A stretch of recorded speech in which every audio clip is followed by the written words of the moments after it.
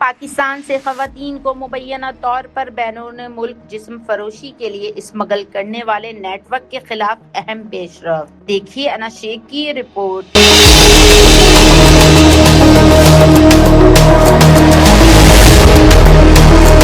کراچی کے جناح international airport پر FIA immigration نے عمرہ ویزے پر سعودی عرب جانے والے 2 مسافروں کو مشکوک سرگرمیوں کے باعث روک لیا۔ لودھرا کے رہائشی محمد صدام بشیر اور سلمہ بی بی نے خود کو رشتہ دار ظاہر کیا، لیکن دونوں اپنے رشتے کے ثبوت میں مطلوبہ CNIC اور فیملی رجسٹریشن سرٹیفکیٹ پیش نہ کر سکے۔ موبائل فونز کی جانچ پڑتال ہوئی تو معاملہ مزید سنگین ہو گیا۔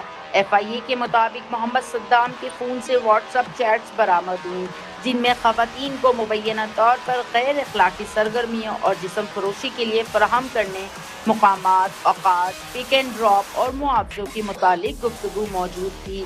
سلمہ بی بی کے موبائل فون سے بھی اس نوعیت کا مشتبہ مواد سامنے آنے کا دعویٰ کیا گیا ہے۔ تحقیقات میں ایک اور اہم انکشاف ہوا۔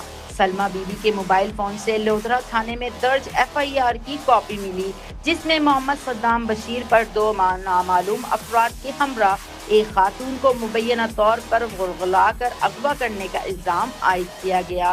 FIA نے دونوں مسافروں کو مزید قانونی کارروائی اور ممکنہ انسانی اسمگلنگ و خواتین کے استحصال کے پہلو سے جامع تحقیقات کے لیے متعلقہ حکام کے حوالے کر دیا۔ اب تحقیقات کا اہم سوال یہ ہے کہ کیا یہ صرف 2 افراد کا معاملہ ہے یا پاکستان سے خواتین کو بیرون ملک مبینہ جسم فروشی کے لیے اسمگل کرنے والا کوئی بڑا نیٹ ورک سرگرم ہے۔